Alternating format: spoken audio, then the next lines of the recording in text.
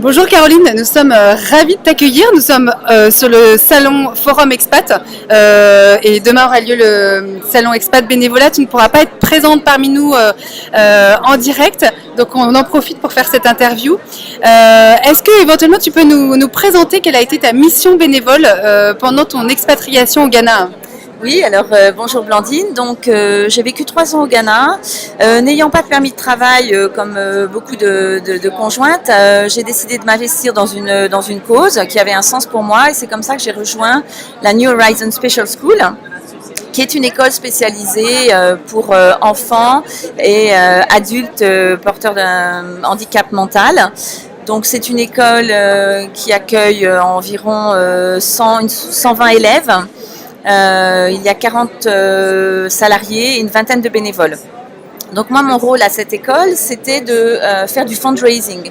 Donc le fundraising, c'est quoi ? C'est en fait lever des fonds en organisant par exemple des événements, en créant des partenariats avec des entreprises. Voilà, donc il y avait différentes missions que j'ai pu mettre en place au sein de l'école. Et d'ailleurs, en partant du Ghana, j'ai assuré mon remplacement, c'est-à-dire qu'il y a les nouveaux expatriés. J'ai réussi à recruter quelques personnes qui ont assuré la continuité des projets qui étaient mis en cours. Alors en préparant cette interview, tu m'expliquais que tu es de formation RH et que jusqu'à cette arrivée au Ghana, tu n'avais pas eu d'expérience particulière dans l'événementiel. Voilà, en quoi finalement tu as réussi à développer de nouvelles compétences ou tu as mis à disposition des compétences déjà acquises au préalable au service de cette mission bénévole ? Alors je pense qu'il fallait déjà avoir certaines aptitudes, des aptitudes commerciales, parce que là il faut aller démarcher les gens, il faut leur présenter. Enfin, on est vraiment dans la négociation et dans pas la vente d'un service, mais enfin on essaye de faire adhérer les gens à un projet. Donc effectivement des aptitudes commerciales, relationnelles, mais je pense que ce qui est quand même le plus important quand on fait du bénévolat, c'est vraiment d'adhérer à la cause, d'adhérer sincèrement à la cause que l'on représente.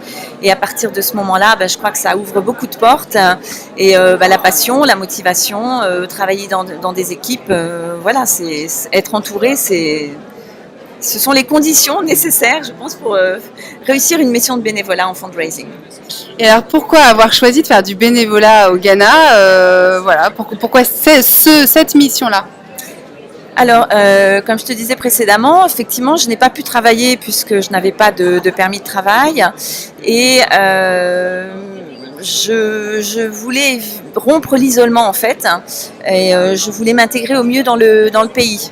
Donc pour moi le bénévolat c'était un petit peu une évidence et effectivement je pense que le résultat était là, c'est-à-dire que à 3 ans en partant du Ghana, j'ai versé quelques larmes et c'est vrai que ça a été une des plus belles expériences professionnelles que j'ai eues jusqu'à présent. Je suis toujours en contact avec l'école et ça m'a vraiment permis de m'intégrer dans le pays, de mieux découvrir cette culture, de me faire des amis, d'avoir un très bon carnet d'adresses par la suite. Et voilà, enfin, je conseille à toutes les expatriées qui s'ennuient chez elles, qui ne savent pas quoi faire, qui dépriment un petit peu, parce que c'est vrai que quand on reste un petit peu enfermé chez soi, au bout d'un moment, c'est lourd à porter. Aller vers les autres. Voilà, il ne faut pas rester isolé, il faut aller vers les autres, il faut être curieux. Et je pense que voilà, c'est une très bonne solution pour vivre une expérience en expatriation réussie. Eh bien, un grand merci Caroline pour ce témoignage. C'était important pour nous de parler du fundraising. C'est une des missions possibles dans le bénévolat, que ce soit au sein d'une école ou sur d'autres projets associatifs. C'était un chouette témoignage à nous partager. Merci Caroline. Merci à vous de m'avoir accueillie.